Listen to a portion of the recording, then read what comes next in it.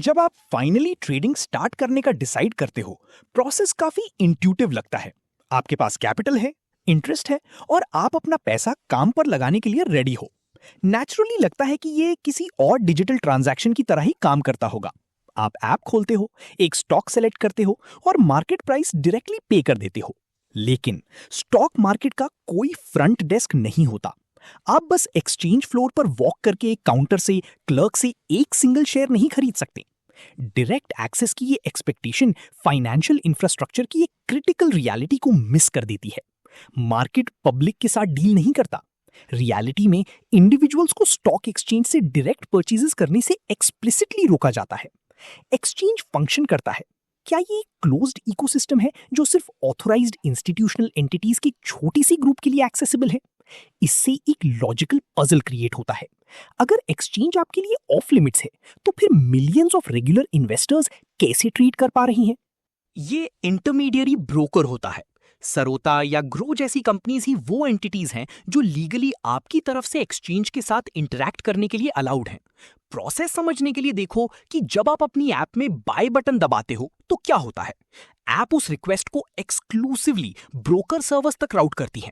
Market को भेजने के बजाय ब्रोकर पहले आपके अकाउंट बैलेंस के अगेंस्ट ऑर्डर वेरीफाई करता है और फिर उसे रिस्ट्रिक्टेड बाउंड्री के अक्रॉस एक्सचेंज को एग्जीक्यूशन के लिए फॉरवर्ड करता है।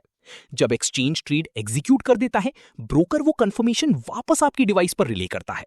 ट्रेडिंग ऐप ब्रोकर सिस्टम्स के लिए एक रिमोट कंट्रोल की तरह काम करती है, जिससे आप उस गेट को ऑपरेट कर सकते हो जो वो एक्सचेंज के एज पर कंट्रोल करते हैं।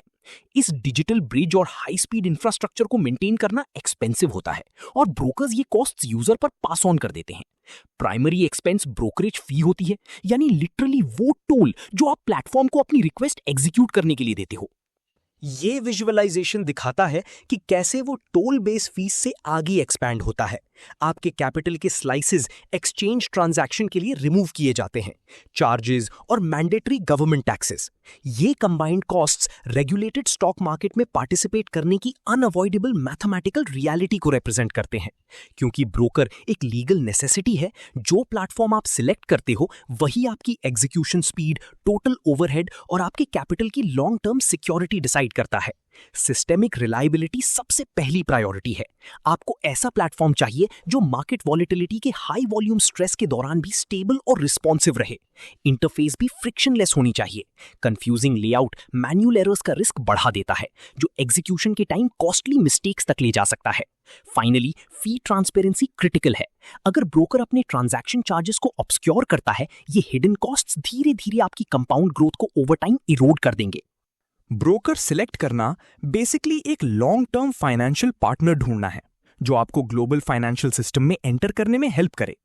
जब आप टोल पे कर देते हो और ब्रोकर ट्रेड एग्जीक्यूट कर देता है, तब आप ऑफिशियली कंपनी का एक हिस्सा ओन करते हो। लेकिन ये शेयर प्योरली डिजिटल होता है। आप इसे फिजिकल सेफ में रख नहीं सकते और ये आपके फोन में लोकली स्टोर भी नहीं होता। लॉ के मुताबिक इन एसेट्स को एक specialised highly secured digital vault में स्टोर करना पड़ता है, जिसे डीमैट अकाउंट कहते हैं। जब ब्रोकर परचेज हैंडल करता है, एसेट को मेंटेन करने के लिए आर्किटेक्चर का एक बिल्कुल अलग लेयर चाहिए, जो हम करेंगे।